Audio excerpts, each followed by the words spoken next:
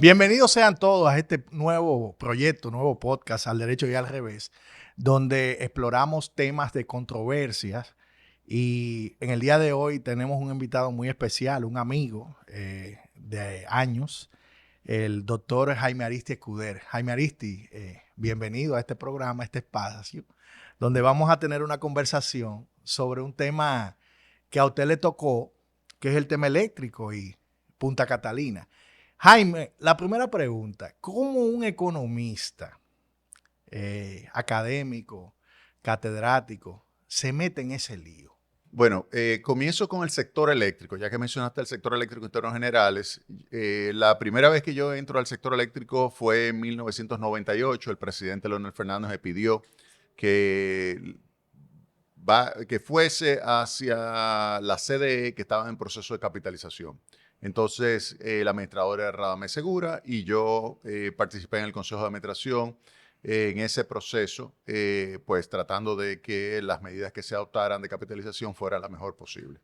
Luego ya en el año 2000, con el presidente Hipólito Mejía, participé en una comisión de alto nivel para el sector eléctrico que tomó algunas decisiones importantes y entre ellas, pues hubo que hacer la recompra de Norte y de Sur. En eso yo participé en esa negociación, la valoración de lo que era el proceso de recompra. Y después, ya en el año 2017, estando yo de regreso de una conferencia de la American Economic Association que se estaba celebrando en Chicago, cuando estaba en el aeropuerto me entra un mensaje por WhatsApp felicitándome. Comenzaron a llamar, a escribir. Te salió un decreto y tú... Sí, un decreto. Y tú no sabías nada. No, yo no sabía nada. Un decreto donde se creaba una comisión investigadora del proyecto Odebrecht, del proceso de licitación y adjudicación de ese proyecto de Punta Catalina a Odebrecht. Ese fue, digamos, el decreto. Un proceso de investigación del proyecto Central Termoeléctrica Punta Catalina que fue ganado por Odebrecht. Y entonces yo regresé al país, ahí comenzamos a trabajar los miembros de esa comisión, yo era el 10º de 10, o sea que por poco me quedo fuera.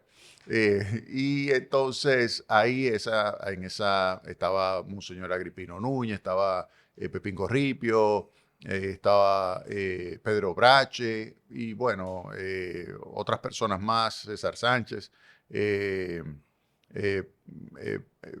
Percio Maldonado y otras personas más estaban ahí en esa comisión. Luego, entonces, después de los 6 meses, finalmente nosotros elaboramos el informe y me toca a mí leerlo. Eso en junio ya del año 2017, me toca a mí leerlo al país. Leemos el informe, la comisión completa, pero me toca a mí presentarlo. Y al otro día, pues yo me fui a Barcelona, a la Pompeu Fabra. Yo voy todos los años a unos cursos que da la Barcelona School of Economics, que es donde tengo muy buenos amigos, profesores allí. Entonces me paso un par de semanas, siempre, todos los años. Y estando yo allá, pues el lunes, acuérdate que eso es un viernes, el sábado yo me voy de viaje, el lunes la comisión va donde el presidente Danilo Medina a llevarle el informe, ya formalmente, pero yo no estoy. Entonces, el miércoles me entra una llamada y me dicen que es de parte del presidente Danilo Medina que quiere verme.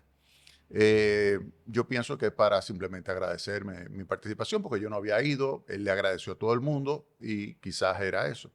Que cuando yo regresara al país, entonces que se iba a comunicar conmigo. Yo, perfecto, no hay problema. Sigo con mis 2 semanas de cursos. Cuando yo regreso al país, a los pocos días me hacen esa llamada. Y en esa reunión que yo voy, él me agradece, me dice que le habían dicho mi participación en la comisión. Estaba Celso Marracini, por cierto, también en esa comisión. Todos le hablan de mí. Y entonces él me dice que él le gustaría que yo participara en el proyecto Punta Catalina. Yo le dije en ese Como momento... administrador, ¿no? No, pero yo le dije que como asesor, perfecto, no hay ningún problema, porque yo he asesorado desde 1990 a todos los presidentes de la República Dominicana. Y yo le dije, no, perfecto, no hay ningún problema. Pero él te dijo, no, ahí como él asesor, no. me dijo, hizo así, movió el dedo muy rápido. Y me dice, no, Ay, como administrador de ese proyecto. Entonces, recuerdo que él se lo consultó a 2 miembros de la comisión y ellos le dijeron que sí, que yo podía hacer el trabajo. Se lo consultó a Pepín Corripio, se lo consultó a Monseñor Agripino y los dos le dijeron que yo era el hombre para ayudarlo a completar ese proyecto que estaba paralizado. Mira, yo tengo en junio del 2017, yo recuerdo esa rueda de prensa que tú hiciste. La comisión. La comisión, pero Lo tú fuiste que leíste el comunicado donde tú decías que no se habían detectado básicamente irregularidades dentro del proyecto. Pero eso, la población lo percibe como... No irregularidad dentro del proyecto, irregularidades en el proceso de licitación, en el proceso del proyecto. Del proyecto, correcto. Pero en esa época venían escándalos en Latinoamérica de sobornos de Odebrecht en distintas obras, en Brasil, en muchos países de Latinoamérica, y venía siendo una empresa cuestionada sobre los procesos donde había participado. Correcto. Llama la atención, y es algo que salió en muchos de los medios de comunicación, que la gente se preguntaba cómo es posible que Odebrecht haya tenido tema de coimas, de soborno en todos los proyectos, y fue una crítica que hizo la oposición en aquel momento, el PRM. Entonces, ¿con qué fue que tú te encontraste cuando se hizo la auditoría y cuáles fueron los puntos que ustedes tomaron en cuenta para decir que en ese proceso no se detectaron irregularidades? Mira, se revisó completamente el proceso de licitación y adjudicación que se fundamentó primero en todo lo que era el andamiaje legal de la Ley 340 y además vinieron unos expertos a hacer la evaluación de todo lo que era el componente técnico de ese proceso. Esa empresa era Stanley Consultants. Stanley hizo la identificación de todos los elementos técnicos que había que solicitarle a las diferentes propuestas y también definió lo que era, pues, cómo puntearla y cómo evaluarla. Al final, ellos fueron los que decidieron quiénes podían tener capacidad y quiénes no de construir esa planta en función de ese puntaje de elementos técnicos. Es decir, que ellos fueron los que definieron que Odebrecht había pasado la parte técnica, pero fue la única que pasó. Luego, entonces pasaron a la parte económica y en la parte económica hubo 3 evaluadores, 2 locales, 1 internacional, BNP Paribas, y ellos hicieron la evaluación, pero como ya había ganado técnicamente, lo que se evaluó fue en comparación a otra planta de carbón a nivel internacional. Entonces se evalúa para ver si el precio estaba cercano y se identificó que sí, que estaba incluso ligeramente por debajo de lo que eran los precios internacionales. Y ante esa situación, entonces se le decidió adjudicar. Eso fue lo que nosotros encontramos, de tal manera que no pudimos identificar ningún tipo de agujero por el cual pudo haberse colocado recursos que influyeran sobre el proceso de licitación y adjudicación del proyecto de la Central Termoeléctrica Punta Catalina a Odebrecht. Bien, llega Jaime Ariztí Cuder a una planta eléctrica. No, a un proyecto, a una estaba todavía a nivel de suelo. Donde hay que terminarlo. Se encuentra con todos los intereses políticos que hay en este país, con contratistas que quieren engañar al Estado, porque es la norma. ¿Qué hace Jaime Ariztí cuando encuentra ese proyecto para que el proyecto cumpla con los plazos? ¿Y cómo te sientes tú trabajando en el sector público con todas las presiones que eso conlleva? Me imagino que te mandaban currículum de compañeritos para que lo nombrara, etcétera, etcétera. Y sacar este proyecto. ¿Cómo se desarrolla este proceso de terminación de la planta? Con relación a A los currículum de compañerito no me llegó ninguno. No llegó ninguno. Porque el proceso de selección del personal era altamente competitivo, muy técnico. El personal que se seleccionó, lo seleccionó un equipo técnico donde estaba el equipo de la CDE, pero también había personal de Stanley Consultant que podía evaluarlos también. Y recuerda también que una cosa es lo que iba a suceder después de ya instalada la planta y otra cosa era el proceso de construcción. El proceso de construcción, eso era totalmente el consorcio constructor quien seleccionaba personal. Es decir, que no hubo ningún tipo de politización. El consorcio constructor seleccionó su personal de acuerdo a lo que eran aquellos que tenían la experiencia para poder hacer una buena obra. Entonces, comienzo con esa parte. Con relación a la primera parte, mira, cuando yo llego ahí, lo primero que yo digo, bueno, aquí todos recursos que sea tomado del gobierno para invertirlo en la construcción, tiene que ser auditado para verificar que todo, hasta el último centavo, se está invirtiendo y de forma eficiente en el proyecto. Entonces yo mandé a hacer una auditoría mensual de esos recursos. Había que entregarme, además de todo el proceso normal que había, donde había una unidad ejecutora, donde pasaba por un ingeniero de la empresa que era Stanley Consultant, y pues al final llegaba a la Contraloría de la CDE, quien era que al final definía si se podía pagar o no. Eso de forma transversal se hacían auditorías. Entonces se le hizo una auditoría, se hicieron 30 auditorías en total y una mensual, de tal manera que todo dólar porque estaba cotizado en dólar el proyecto, todo dólar que se estaba invirtiendo en realidad se ejecutó en el proyecto. Entonces, esa fue una medida importante. Lo otro era ya la parte propiamente del día a día de la ejecución. Nosotros hicimos un cronograma en paralelo al cronograma del consorcio constructor y íbamos identificando cómo iba el proceso y aquellas, digamos, situaciones que se iban originando que podían atrasar la obra, pues tratábamos de solucionarla de la mejor manera posible. Y además cumplimos estrictamente con los plazos que había que cumplir para asegurarle al consorcio constructor algunos insumos básicos, por ejemplo, la disponibilidad del carbón, que implicaba no solamente contratar el carbón, sino también contratar el transporte de ese carbón. Hicimos las negociaciones del lugar para que antes de que comenzara a operar la planta, que fue el 27 de febrero del año 2019, comenzó a quemar por primera vez la planta carbón y hacer lo que se conoció como el primer encendido.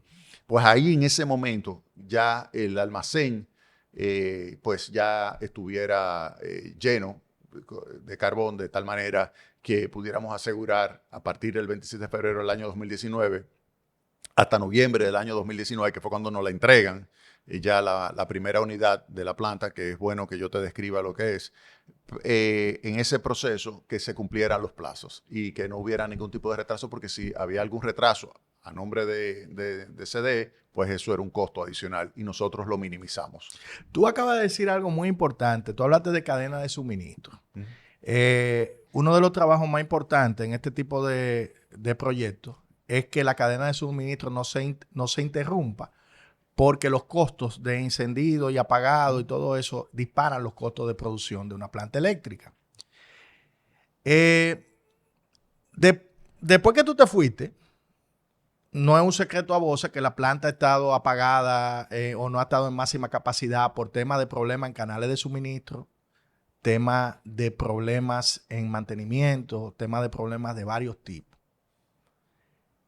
Tú llegas a Punta Catalina, no creo que haya sido algo que te haya beneficiado económicamente, pero hiciste una labor que entiendo que lo hiciste porque en ese momento tú entendías que tenías o que tú ibas a dejar un legado, un propósito.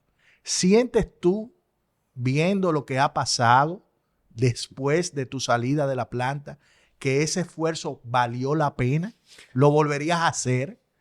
Sí, mira, totalmente. Yo estoy sumamente orgulloso de la Central Termoeléctrica Punta Catalina. ¿Qué es la central? Son 2 unidades para un total de 752 megavatios de capacidad de generación eléctrica.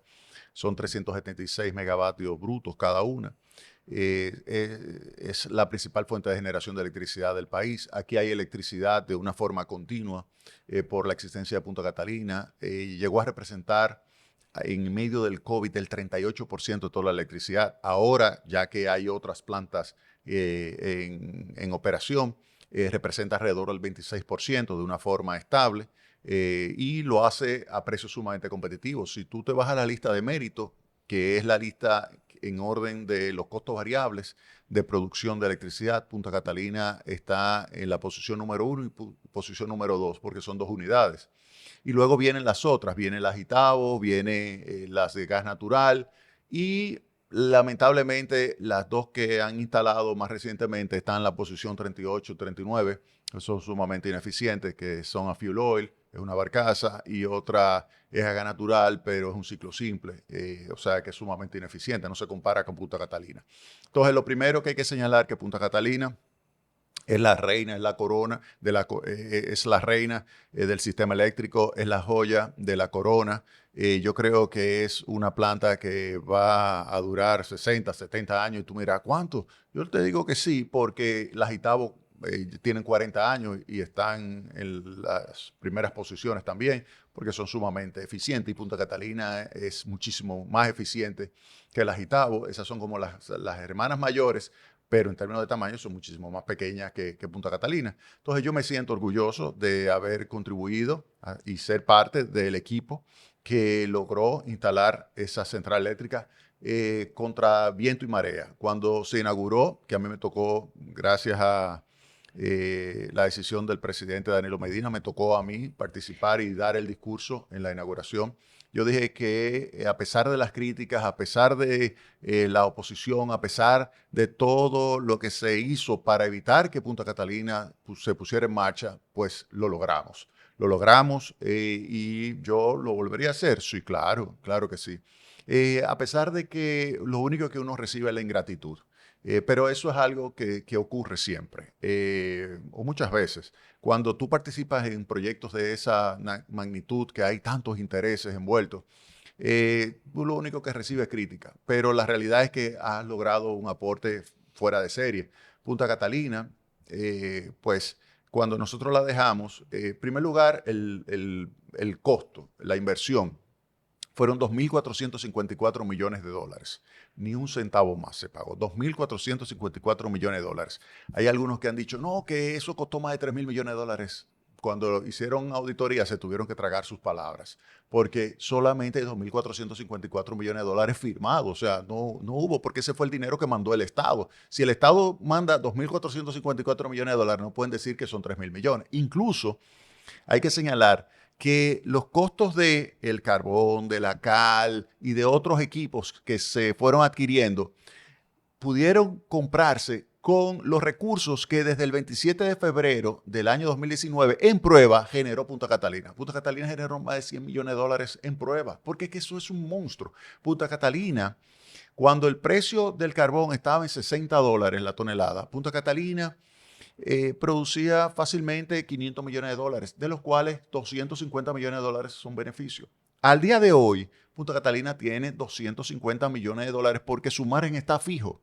Entonces, eso que está fijo, multiplicado por la capacidad de generación de Punta Catalina, pues genera 250 millones de dólares de beneficio para el Estado, para el pueblo, de forma directa. Pero ese no es todo el beneficio de Punta Catalina. ¿Por qué?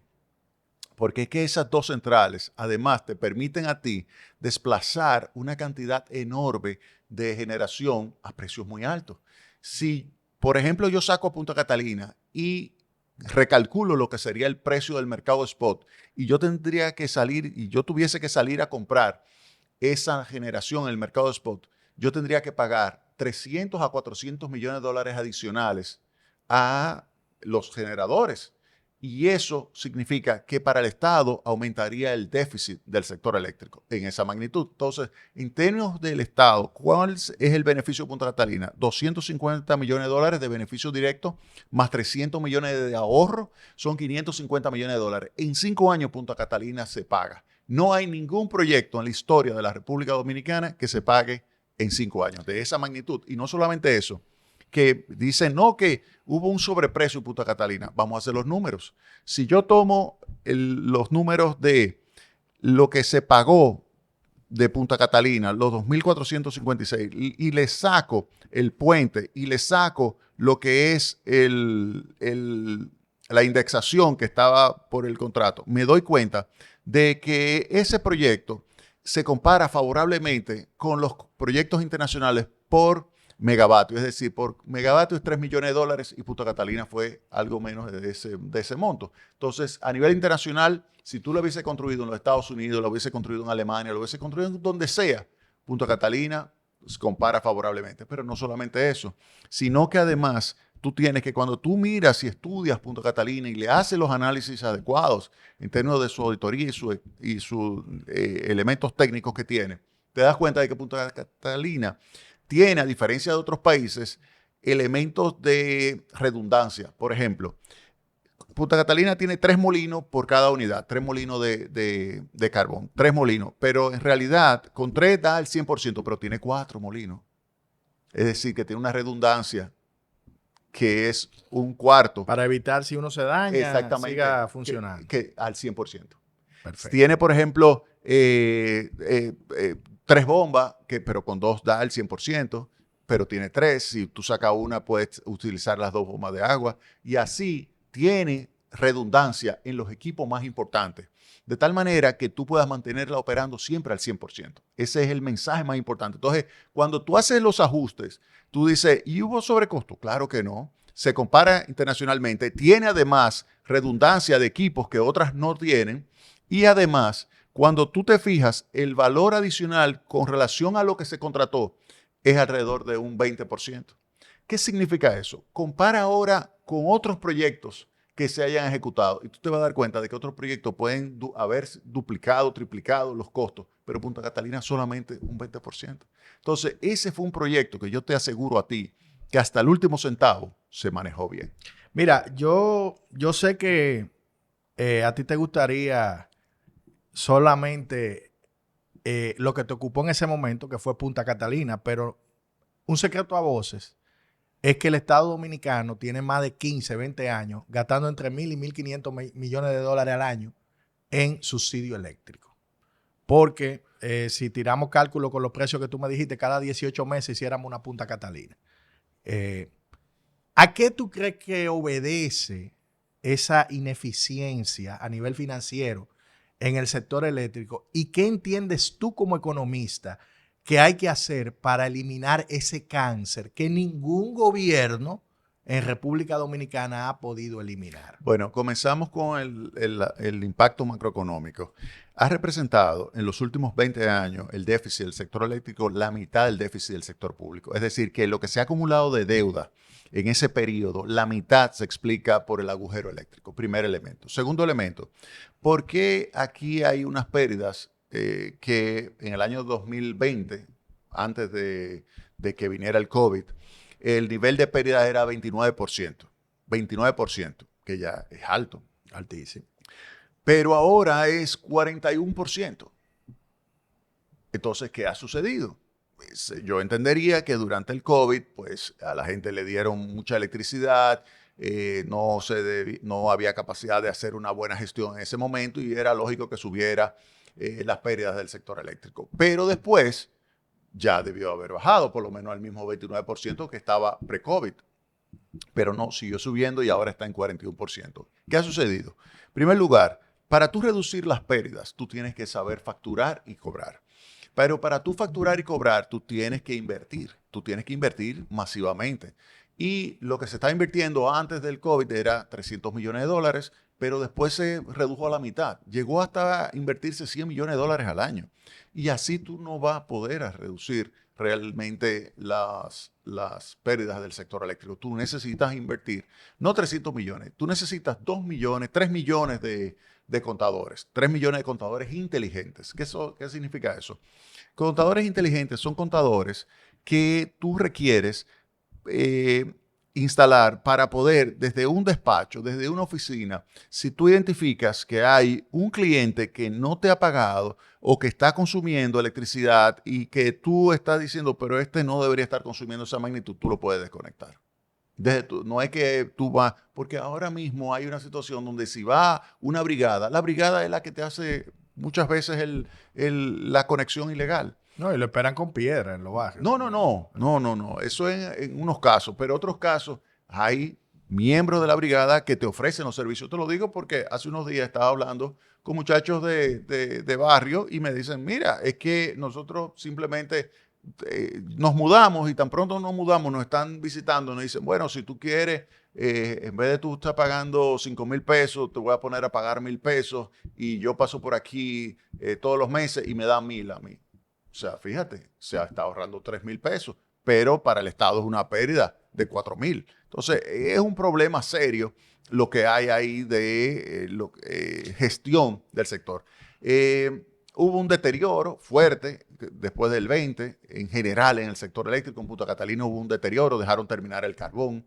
Yo dejé un contrato de 1.8 millones de toneladas de carbón. Esa fue la persona que te sustituyó. Sí. ¿Quién se te sustituye en Punta El ingeniero Canario. Y lamentablemente... ¿Tú tuviste alguna conversación con Canario? ¿Él te llamó? ¿O conversaste con él para entregarle, explicarle? Sí, claro. Y se le entregó un informe. Se entregó un informe a él y al ministro Antonio Almonte. Se le entregó un informe con todo lo que había que hacer. Y yo te lo puedo enseñar, ese informe. Y el primer punto que yo señalaba es que había que mantener el suministro de carbón, el del seguro de la empresa, y así le señalaba los elementos clave para que operase. Para mantener la operación. Lamentablemente, en ese año y tanto que tuvo esa administración, no supieron manejar bien las cosas, y ya una licitación que debieron haber comenzado en enero, febrero del año 2021, la comenzaron muy tarde y se le acabó el carbón en septiembre. Y eso generó una pérdida importante para el país. ¿Por qué? Porque la tendencia era que el carbón venía subiendo de precio y llegó a pagarse el carbón. Un carbón que pudieron haberlo comprado a $72, lo llegaron a pagar a $400. Y eso, una planta que te utiliza 1.8 millones de toneladas al año, eso te genera a ti unas pérdidas enormes. Más de $300 millones se perdieron en ese año por la mala gestión de Punta Catalina. Pero hay algo que Pero eso ha cambiado y ahí quiero enfatizar. O sea, ha cambiado. Con la llegada, sí, de Celso Marrancini ha cambiado. Hay una muchísimo mejor gestión del sector en general. Él logró estabilizar Punta Catalina.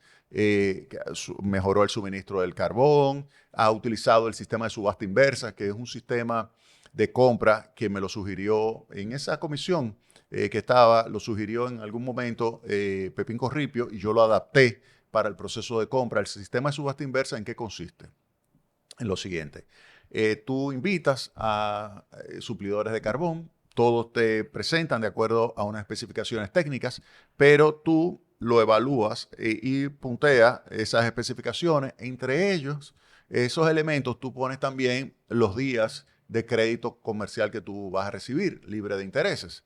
Entonces, ahí, tú tenías esa primera parte. Luego que ya estaba esa primera parte, el día de la presentación de la parte económica, que se abrían los sobres, pues se abrían y se ordenaba. Entonces, en base a la puntuación total, se ordenaban quienes habían quedado en los 3 primeros lugares. Y esos 3 primeros lugares podían ir a una segunda ronda para poder entonces hacer una oferta adicional a menor precio. Entonces, ahí el tercero era el que tenía la primera palabra. El tercero podía decir, mira, yo te voy a ofrecer ahora el carbón, pero a un precio menor que el que está en primer lugar. Entonces, ese pasa a primer lugar. El segundo puede hacer lo mismo, ofrecer a un menor precio, entonces pasa en primer lugar. Y luego el primero solamente tendría que reducirla al que está en primero ahí en ese momento, y ya con esa reducción, ya ahí él se podía ganar. ¿Qué objetivos tenía esto? En primer lugar, todos tenían que salir al principio a tratar de colocar el menor precio posible. ¿Por qué? Porque solamente a los 3 primeros era que se le iba a permitir participar en la subasta inversa. Y luego, además, ellos iban a tratar de tener el posición número 1, porque si tenían la posición número 1, podían de esa forma tener la última palabra. Entonces, eso generó que cada vez que comprábamos carbón nos ahorrábamos $750,000, $800,000 en un proceso de compra. Imagínate lo que eso significaba. Que después que ya estaba ahí, lo que tú habías ofrecido, que era ya un precio bajo, yo te sacaba de la costilla un ahorro adicional de $750,000. Entonces, eso fue algo verdaderamente extraordinario. Cuando me sustituyeron, eso se cayó. Pero lo volvió a retomar Celso Marrancini y así es que está comprando el carbón, utilizando la subasta inversa. Y me da mucha satisfacción ver que cuando publican el anuncio de que va a iniciarse ese proceso de contratación, pone y lo encabeza con subasta inversa. Eso me da mucha satisfacción porque es el sistema de Pepín Corripio que lo hemos estado utilizando y creo que se debería generalizar en el proceso de compras homogéneas, de productos homogéneos, o que sea fácilmente... y ahí te quería decir, ¿cuántos días tú crees que yo conseguí de crédito comercial libre de intereses? 30, 60. Eso es bueno para el Estado, ¿verdad que sí? 30, 60, 210 días. Wow. Y tú me dirás, bueno, pero eso te lo clavaban en el precio. No, ¿por qué no? Porque si lo clavaban en el precio, ¿qué pasaba? Quedaban fuera. Subasta inversa. Exactamente. Exacto. Entonces yo gané, todos me tenían que dar los 210 días y además de eso tenían que rebajar precio. Óyeme, Pepín Corripio me dijo, recuerdo, mi gran maestro, me dice, mira Jaime, tú has demostrado tener lo que hay que tener para ser un buen empresario. Yo le digo, dígame don Pepín, me dice saber comprar. Y eso yo se lo enseño a mis estudiantes. Yeah. O sea, tú tienes que saber comprar si tú quieres ser exitoso. Recuérdate, comprar barato y vender caro. Claro. Jaime, pero vuelvo a lo mismo.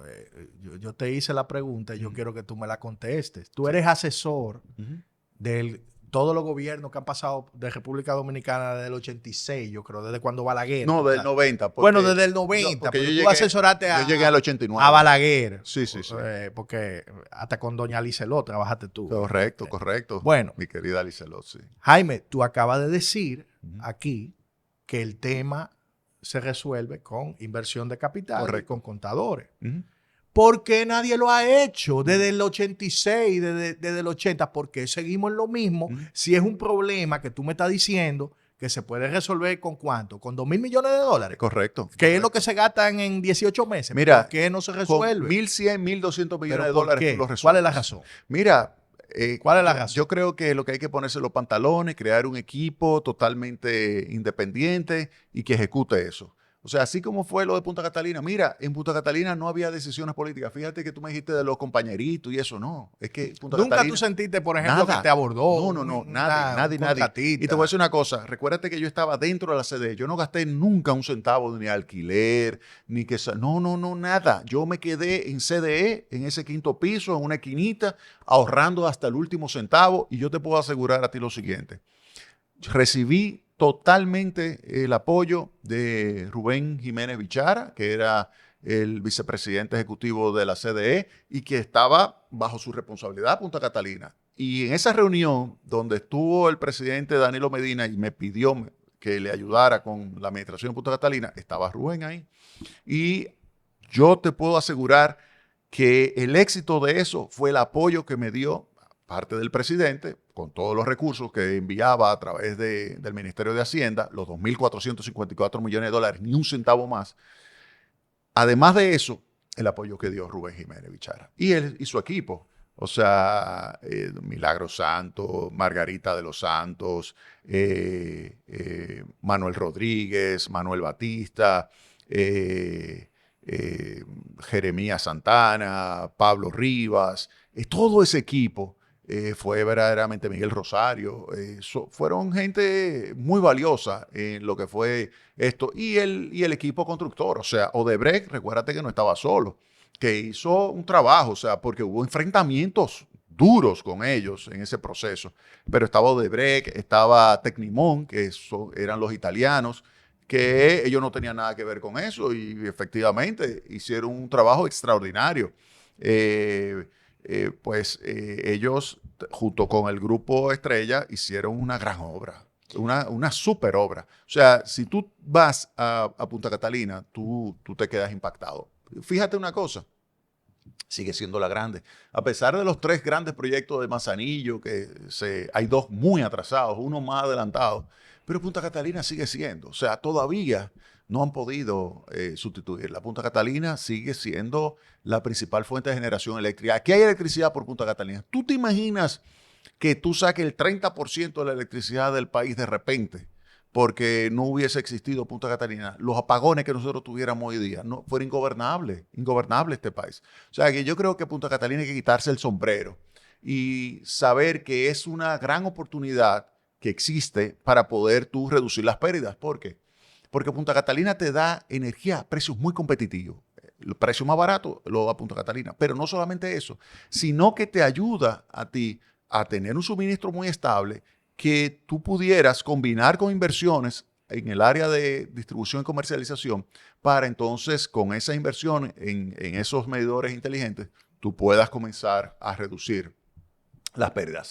¿Qué es posible? Claro, fíjate, CEPEM, el Consorcio Energético Punta Cana Macao, las pérdidas son cero, cero, cero. O sea, ellos facturan todo lo que ellos generan y colocan, lo facturan y después te lo cobran. Por último, Jaime, Sí. tú tuviste una vinculación hace años política con el PRM. Sí. Fuiste candidato a senador. Con el PRD. Con el PRD. Bueno, perdón, con el PRD. El PRM no existía. PRD no había pasado la guerra de los sillazos. Se terminó con el PRM. Bueno, yo incluso tengo anécdotas contigo en todos esos barrios. En Gualey, sí, el sí, 24 de abril, La Cañita, el Simón Bolívar, Capotillo, buenos amigos. Llega el PRM al poder, ahí están muchos amigos de nosotros sí, que están y cambia el gabinete eléctrico, entra el presidente se reelige y nos quedan 3 años, ¿verdad? ¿Cuáles son tus pronósticos para el sector eléctrico para estos 3 años que quedan? ¿Y cuánto tú crees, juégatela aquí, que va a ser el déficit, más o menos aproximado, si no se toman las medidas pertinentes? Porque ya dijimos que no hay reforma fiscal. Sí, entonces, sí, no hay reforma fiscal. No, hay que entonces, reducirlo. Yo quiero que tú me digas cuál es tu pronóstico. No. El déficit es insostenible. Esos 1.600 millones de dólares que se están gastando anualmente, eso es insostenible. Hay que recortarlo. Y yo creo que Celso Marrancini tiene un súper reto. Un súper reto. Que lo van a criticar muchísimo, que lo van a atacar muchísimo. Óyeme, él es un hombre que tira para adelante. Y yo creo que él va a tratar de hacer lo mejor posible. Pero no va a ser fácil. No va a ser fácil. O sea, pero te digo, si él cuenta con el apoyo... O sea, ¿tú crees que los 1.600 millones de dólares se mantienen o que pueden aumentar? Mira, deberían reducirse. O sea, si hacen las inversiones del lugar... Mira, esto es muy sencillo. Yo voy al Banco Mundial, le digo, mire, yo necesito que ustedes me faciliten 1.100 millones de dólares para un proyecto en el cual yo voy a estar ejecutando en 3 años este proceso de modernización de todo lo que es la distribución y comercialización del sector eléctrico. Ya ustedes lo conocen el sector, ya ustedes han apoyado, eso el BID y el Banco Mundial. Tenían una oficina que se operaba de forma independiente, que la creó Celso Marrancini cuando fue administrador de la CDE.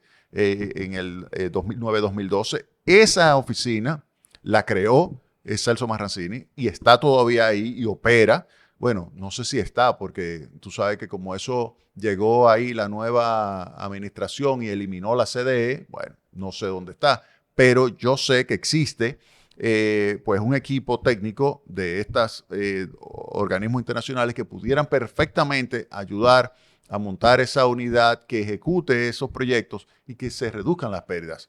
Yo me resisto a creer que las pérdidas sigan creciendo. Yo apuesto a que habrá una reducción de las pérdidas. Bueno, Jaime, muchísimas gracias por venir a este espacio, un nuevo espacio de compartir ideas al derecho y al revés. Y tiene la puerta abierta aquí. Muchísimas gracias a nuestra audiencia Un y placer. nos vemos en el próximo episodio.